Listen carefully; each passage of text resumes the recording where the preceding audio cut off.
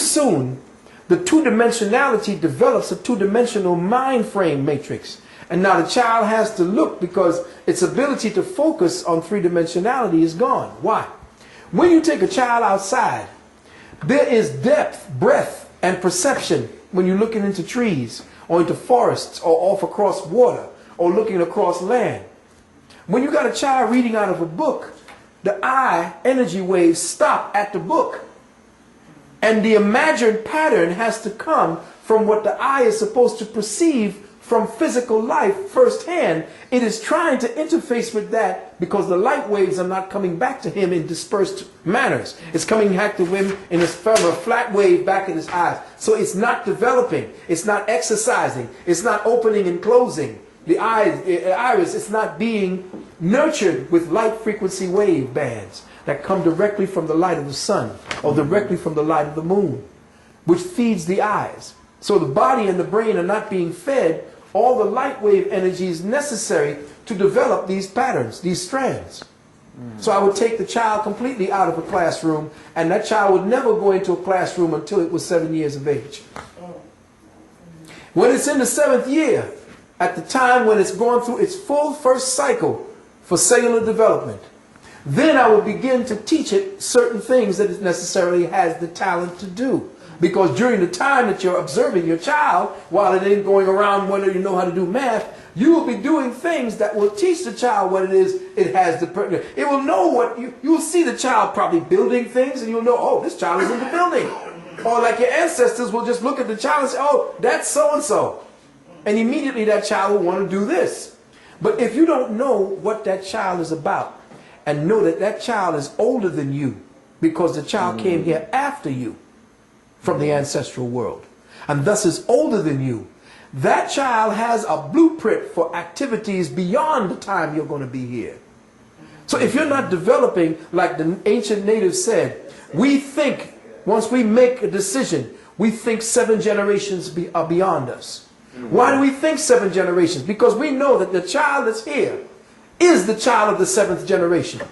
Beyond that. And I'm saying, well, if I'm not thinking about what this child may be bringing back by what it has from what I've learned and what it is tuned to do, if I'm not paying attention to what this child is trying to say and instead trying to lock this child's talent down to fit my own consciousness criteria, I'm going to stagnate this goddamn race into redundancy, and it's going to just come up with some dumb, dull-ass bastards that are going to be either, you know, cattle fodder, cannon fodder. You see what I'm saying? We have useless eaters, like they call us, only because they have purposefully suppressed the ability for consciousness and spirituality to grow the way the cosmic consciousness has grown. So human beings are at least 2,000 years behind the cosmic clock, because we've been locked down in Christianity for 2,000 years, which has stopped us from spiritually developing. So 2,000 years behind the cosmic clock. This means that all the planets and all the suns and solar systems and galaxies are 2,000 years, according to our chronology, ahead of us in consciousness development. And we still trying to praise Jesus. Is that why the Christian president sounds so dumb when I hear him on TV? Oh, they sound really inane. They sound childlike and stupid. Don't they sound infantile? Because that's where they are. He is dumb. He's just plain dumb. Okay. Well, you can't help it but that. You have to be dumb going in there. You know, to just surrender your logic and your reasoning to a story about somebody you ain't never met. You don't know this man. See, that's why you've been conditioned through vicarious experience, and that's why you would accept a vicarious savior. Just for the brothers and sisters who will be watching this tape, who go to church and who have had earth-shattering experience, so to speak. There have been incidences, say for an example, where people have been healed. Women, I know it's said of a woman who a car ran over her child and lodged on the child, and in that moment of, you know, just trying to save the child, called upon Jesus and literally lift that car off the child. How do you deal with that? How do you Well, what they are doing is using a tool of consciousness. You could have called on Heru if you were taught what Heru is. But you see, black people are the ones, we are the ones, native peoples are the ones who are so spiritually based, it doesn't matter what we call it. But the problem is that they've turned that into a political weapon, where we become atrophied by the activities of the ones who control the God that you call. But see, you are the one who is the God calling upon yourself to lift that. It was the fear and chemically the adrenaline from your adrenals.